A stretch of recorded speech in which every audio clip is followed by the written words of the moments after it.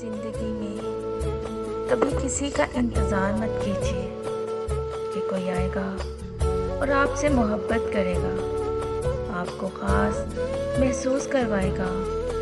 अपनी फ़िक्र खुद कीजिए, अपने आप से मोहब्बत कीजिए। कभी खुद ही खुद को वीआईपी प्रोटोकॉल देना चाहिए। कभी एक कप चाय बनाइए, अपने पसंदीदा कप में डालकर घर के सबसे पुरसकून और हसीन कोने में बैठकर एंजॉय कीजिए। यकीन मानिए, बहुत अच्छा लगेगा।